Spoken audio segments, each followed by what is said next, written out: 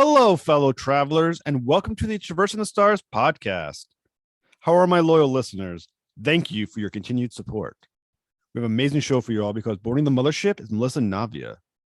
You know her as Lieutenant Erica Ortegas in Star Trek Strange New Worlds, now on Paramount Plus. Now come join me as we go traversing the stars. Hello, Miss Navia. Thank you so much for coming to the Traversing the Stars podcast. Totally. I'm super happy to be here. Thank you for having me. I am totally thrilled. I'm geeking out just a little bit. I'm a big fan of Star Trek Strange New Worlds. That show is killing it right now. Awesome. The fan response has been fantastic. We love hearing from everybody, and we just episode 4 came out today, but we just so much is coming up, so we're really excited for you guys to see it. Well, I will wager the fans are more excited to see it than you guys with the wait for us. It's so funny because everyone's like, you can't wait, we can't wait, but we are right now we're filming season 2, so we are in the middle of all sorts of new things, and we've just been sitting on this treasure for so long that we're just really quite thrilled to have it out in the world and to be able to interact with fans and to see how you guys are reacting to everything. So we're also, it's a different level of excitement, but we are thrilled at how the show's being received.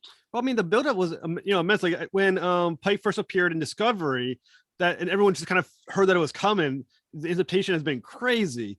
And then, like I said, I think I read that Strange New Worlds is the #1 most rated, best rated Star Trek show on Paramount Plus right now. So obviously, whatever you guys are doing is working extremely well. yes, we just have to keep it going, but I have no doubt of we're almost, I don't know what we could say, but I know we're filming season 2, but we're chugging along and the scripts just get better and better. So I can imagine. And so after I do have a guest, though, I do some research and I found some incredible stuff about you. First off that I read on your website your essay called "Girl with Short Hair," which was fabulously wonderful. Which was a fabulously written piece. And I want to talk a little bit about that, okay? So first awesome. Thank you. So first off, I was kind of curious what inspired the essay to first write it. Sure. So actually what kind of inspired it was me being an actor and a working actor, and so often going in for roles and always being told by casting directors that I'm so specific, right? And that, I have friends who would be going in, regularly for co-star roles and would be able to be seen as able to play all sorts of different characters. And for some reason, I was just not able to. Meanwhile, I'm all sorts of things. I'm Melissa. But in this industry, it's kind of like if they can't box you into a category, then they have trouble bringing you in. And so, I remember going to LA for a short while, and a casting director in New York was looking for me. And so I had a friend forwarded me an email through a whole kind of thread of emails. And the casting director was like, I gave this actor's headshot away, and she was trying to describe me. And she was like, it was the girl with short hair. And it was just funny because I'm in all the different ways that people try to describe me, and especially casting directors, because that's such a big part of my career and my life. I started to realize I was like, nobody can ever quite put a finger on what I am or who I am, but they're always just like, it's the girl with short hair. And I was thinking when this idea first came to me was, since I've been little, practically, I've always fought for short hair. Not so much with my parents and my family, because they've always just been very much like, Melissa wants short hair. It's not a big deal. But it's been other people, like people at school or just people in the world, the way that they view a young girl who chooses to have short hair and to go against the grain, and what that means. And so I realized that my desire to have short hair, one, I just knew it worked for my face. And I think, lots of years later, I think I was onto something. And I just liked short hair, and I didn't think anything of it, but I started to realize that the world looks at you a certain way, and they make all sorts of assumptions about you. And so since I've been a young age, I've made a point of not being able to be boxed in. If that makes sense, and being told that you can't tell me what I can and can't be, and if you can't figure me out, then and you're concerned by that, then that's your problem and not mine. And so I've kind of had this, it's a credit to my parents and to my sisters and to my family in general, that I've just always had this confidence. And growing up, I would watch a lot of movies and TV shows, and I would never quite see somebody who was like me on TV, but I never saw it as an issue, because I was always just like, well, I'll grow up and be that person.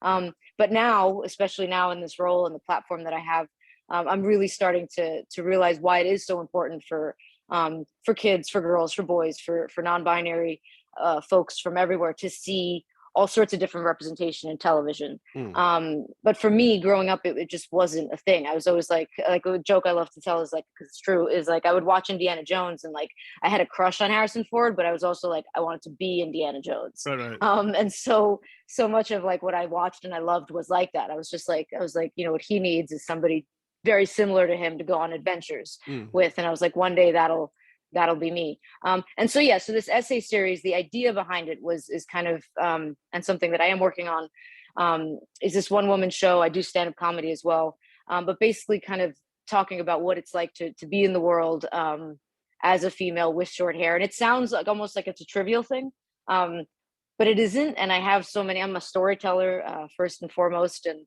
a lot of other things have happened in my life in the last 6 months, in the last year, with Star Trek as well.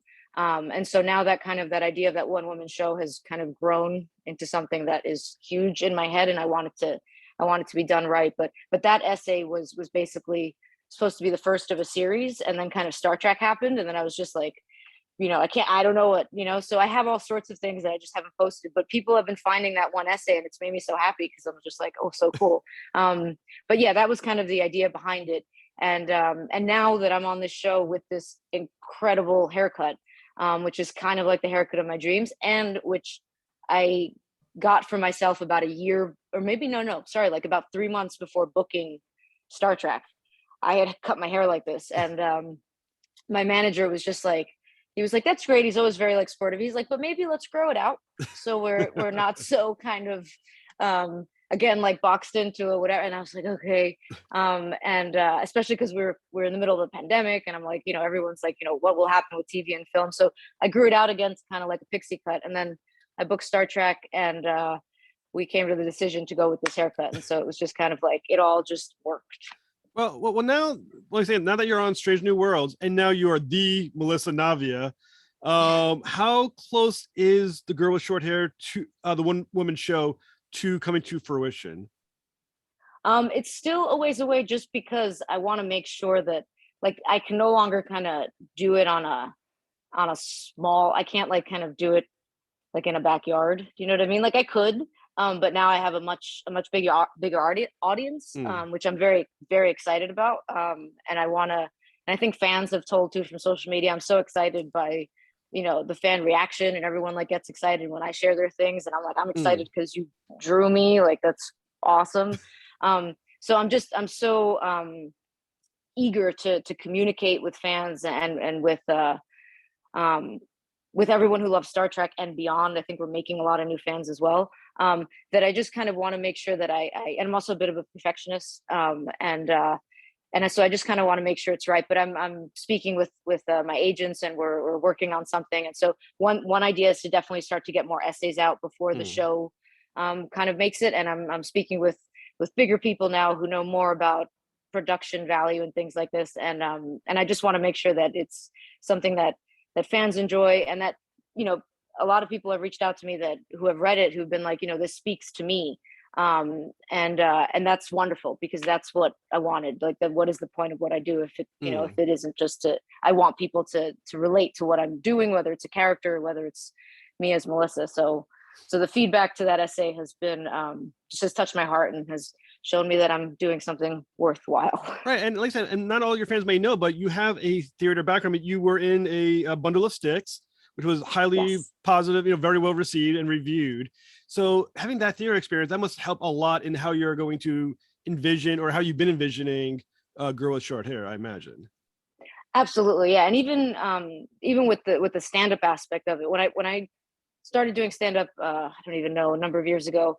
But again, I do everything so weird. Like I'm in New York, but a lot of stand-ups, like they go and do a lot of open mics, but I was just kind of like, my whole thing was, I'm such a perfectionist, which I know is like, to be a stand-up comedian, you need to go and, you know, it's a muscle that you need to work like anything else. But yet I'm also a writer, and I think from that theater background, I understand what it is to be a performer. And so I understand what it's like that, you can be in a room like the Comedy Cellar, which I have been very fortunate to be in, with, a packed house and everything is landing and people are just, finding, getting such a kick out of everything you're saying. And then you could be in a room with 20 people and they're all stand-up comedians and everyone's got their arms folded and they're looking at you like you couldn't be less funny. And you have to roll with that. And so I think something that has helped me in stand-up, even though I never considered myself like a funny a comedian or a funny actor, like when can't believe I just did bunny ears, but I did. Like I know plenty of friends who I find to be really funny actors and sketch comedians, and they won't touch stand-up. So when people found out they were shocked. And then when they found out that I was actually funny and this was great, they were like, oh my goodness, I didn't expect it. Meanwhile, I'm like, I was like, essentially it's your writing, my comedy comes from my life, it's life is comedy and tragedy, and you got to put it all together and we have to laugh at the end of the day. And so from when I do that, it just kind of came naturally. And so from that theater background and understanding the way that a room works, I just feel like that all kind of contributed to my stand-up performances. And then also being kind of a working actor and hustling all the time, like just doing open mics sometimes to like 3-4 people just was not my cup of tea, just wasn't my thing.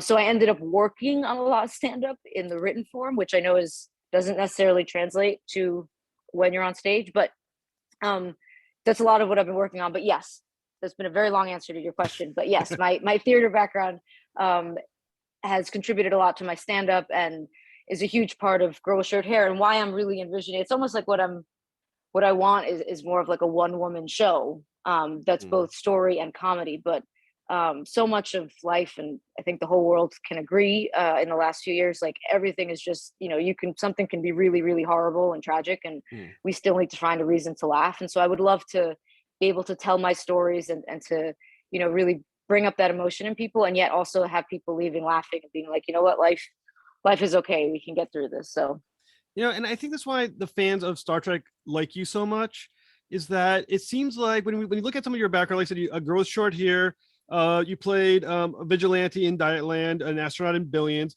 You've selected roles that seem to mean something. That kind of seems to embody the ideas of Star Trek. Doing things that do matter to people, that speak to people, especially women in a lot of these roles. So, are you intentionally hunting for these roles that do speak to a particular message you're trying to get across to your audience?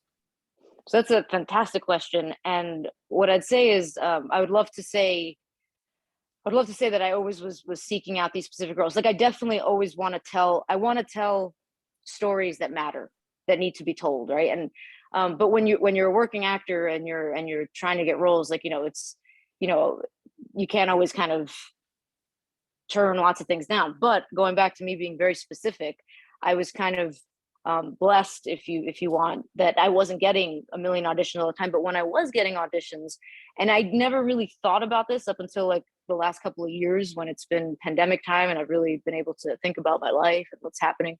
But I was like, I've always gotten, when I do get an audition, and when I have got auditions, it's been a really specific role, and it's been always an intelligent character, somebody who's nuanced, somebody who's tough, somebody who's strong, somebody who you don't necessarily know everything about them when you first look at them.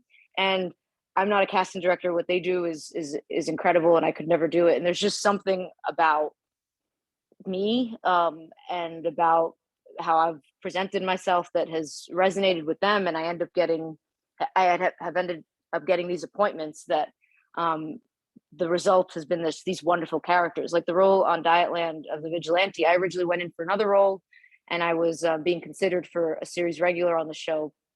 And I remember going in for all the producers, and it was a really unique experience because it was the only show I'd ever been in for where all the producers were women, which is just, you don't see that a lot, but it's just like a bit of trivia. But when I read for the role, they looked at me, and the showrunner, Marty Noxon, who's wonderful, and she was just like, she's like, I don't see you as this character, but I see you as another character. And I didn't leave, feeling like, oh, I felt leave, because that's always a wonderful thing when you can have somebody who's a producer or writer look at you and be like, you are making me think of somebody else. And I really feel like they kept bringing me back in for Dietland until this role kind of happened. I can't say for certain, I'd have to ask them, but it almost felt like the role was kind of created for me because they knew me so well from auditions. And then the role on Billions, which was just absolutely a one of a kind role. And I don't know, I don't want to give away anything if they haven't seen the character, but I basically play an astronaut that's supposed to be going to Mars. I'll leave it at that. But I remember going in for that role, and the showrunners for that were excellent as well. And I remember they were saying, they were like, when I came in, I'd gone in for another role, hadn't gotten it. And when I went in for this one, the director of that episode was just like, he's like, you were the astronaut. Um, and so again, long answer to your wonderful question, but I don't think I purposely was seeking out these, but these, just these really unique, powerful female roles, but I've gotten them. And now that I have Star Trek, and Star Trek has me, I really want to make sure that going forward, the roles I get are again stories that need to be told. Like I don't need to take every audition, and I won't take every audition. I keep saying like my next role, I have to tell my reps is like I want to be a pirate or a cowboy in like really like life-changing story. And I'm also, my background, which I'm sure you've read, is my family's Colombian, and so I would love to take on a role where it really like shows all sorts of different sides of Colombia that resonate with me and my family. And I think just too often, people, I could say specifically for the United States, like just growing up, like people sometimes they think certain things, certain stereotypes, right? I guess you can say about any country or any background. And that comes across in TV shows and movies, which, there's a place for it. But I want to tell the stories that are reminiscent of my family experience, of my experience growing up as a first generation Colombian American in New York. And so, yeah, so that's something that's definitely been going through my head. And Star Trek has given me this, not just this wonderful platform, but also this wonderful character where, Ortegas is going to be a lot of different people by the end of, by the time we're done with this, which I don't even know when that is. So, so like I said, in Star Trek Stranger Worlds, you play Lieutenant Erica Ortegas, which is the pilot of the Enterprise. Now, when you got that role, once again, as someone who seems to gravitate or be chosen for these very important roles, what it was about Ortegas that spoke to you and that you felt this is another role that that fits into that pattern that you have of finding characters that are meaningful? Definitely. So something that kind of has happened, I've been doing this over a decade now, is like you really have to, like, to keep yourself from going absolutely crazy, you have to tell yourself, and it's true, that when the right role comes along, if you've been putting in the work um and you're prepared, when the right role comes along, it'll be your role. And when this audition came in, I think it was October 2020. And so at that point, I'd been auditioning regularly via self-tape, and which is still pretty much how the industry is doing everything, which I kind of enjoy more now anyway, because you can just stay at home and self-tape. But this audition came in and I was kind of a little bit on autopilot. And my partner Brian was the one who had become like my self-tape editor, my reader, my everything at home. And we got this audition and I saw that it was a series regular for Star Trek. Mine was one of the few characters that had their name. Ortegas was on it. Like some of the legacy characters had just completely made up names. But the breakdown was such a breath of fresh air because it was essentially me minus the fact that she was like a pilot and a veteran. Although I have gone in for a lot of military roles and I've played soldiers a bunch. Again, something about that. I just read a soldier, which is a wonderful compliment. And so besides that, it was like she's Latina and she's tough. She's been through a lot, yet she doesn't, it hasn't kind of broken her in ways that it might have broken other people.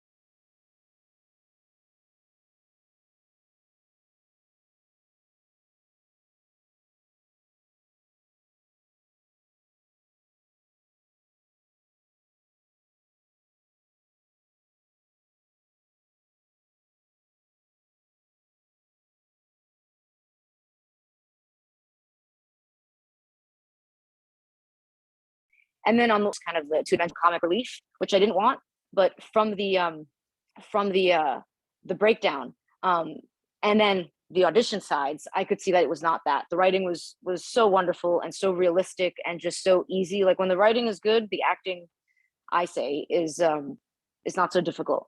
And so we did that first audition. Brian and I sent it to casting directors. It was so confidential that we had to sign NDAs, and my reps couldn't see anything. So I always say Brian is the reason that I booked this role, because he looked at it, he signed off on it, we sent it in. And then I had a call back with the showrunners and the casting directors. We had another role. We talked a lot.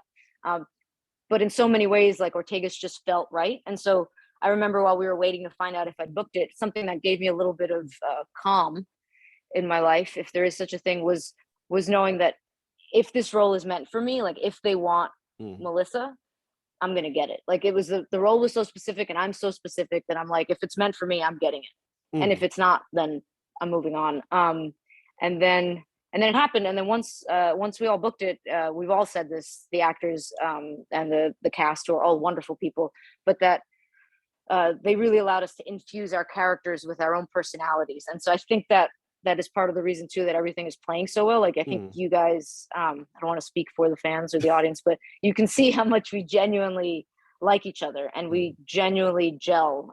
Like I joke that like I would totally go to space with this crew. We would not have any idea what we're doing, but I would enjoy doing just about anything with them. So well, the character of Pike in this show calls Ortegas the best pilot in Starfleet.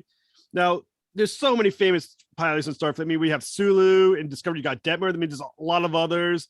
Now, in your opinion, is Ortegas better pilot than the other two, Sulu and Detmer?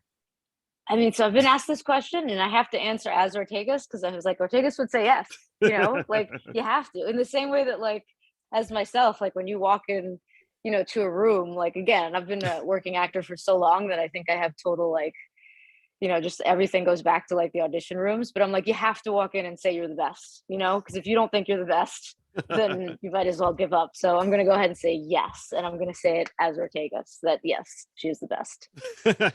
Well, I think the other thing that's great about Ortegas, I think that's really been well liked, is that the episode with Uhura, where she's kind of busting or at least hazing Uhura in it. She has a great sense of humor. I mean, she's gruff, but she also has this great sense of humor, and she also jokes around with Pike on the bridge.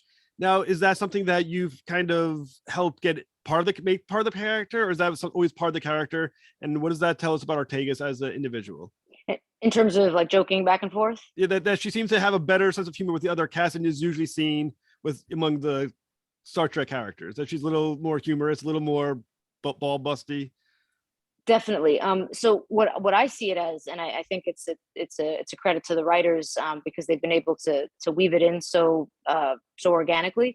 But she is so confident in what she does, and she is so good at what she does, that she's able to crack jokes. And you'll see that, you know, it's not that she has not been through a lot.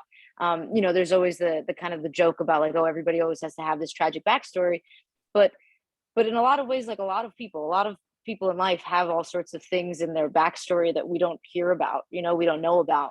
And it's just how the kind of the world perceives them or finds out about it. So, you know, we don't know yet, or the audience doesn't know yet kind of what's in Ortegas's backstory, but she is a veteran, you know, she has been to war, she has lost friends.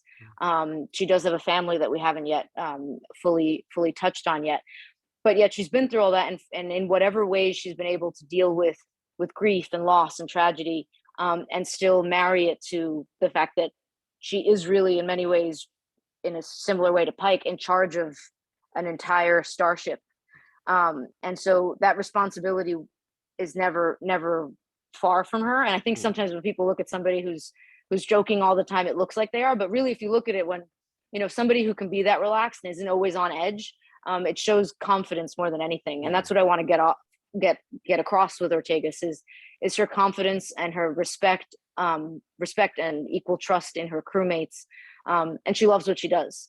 And so she can joke around. And I think she really, really looks up to Pike, and she really digs Uhura, especially kind of like we have a sisterly bond on set.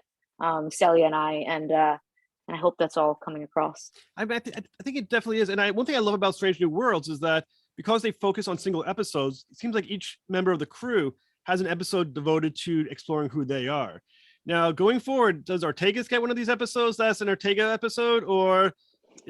So I don't want to say anything I don't want to say too much because I know a lot of people have been asking. And there was one tweet that I just saw earlier, and I was just I was going back and forth with, but they were just like, if we don't get an Ortegas episode soon, like we're gonna revolt. And I'm like, I love that. I love that. I love the dedication.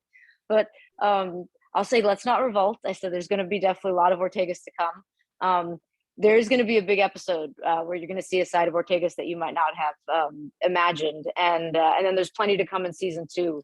So I'll leave it at that, and I'll say too, what I do love about this character is that there isn't kind of like a big yet, like kind of this big emotional thing that she's dealing with, as again people in our lives deal with all the time, just at different times. But this isn't just like, this isn't like a, an average Monday on a starship. This is Strange New Worlds. Like, we're dealing with big things, and we're an awesome crew, and awesome crews happen when people have been through a lot and still come together to make things happen. So all that said, like everyone's kind of dealing with something, and Ortegas, you don't quite yet see what she is dealing with. And that gives me the ability to kind of, or rather the audience is going to see a side of her every week, and we're kind of peeling back these layers. And so as an actor, that's so much fun to play. And for you guys, the anticipation of seeing what's coming next, I know it's frustrating a bit, but I hope it's also like exciting when the new episode does come out.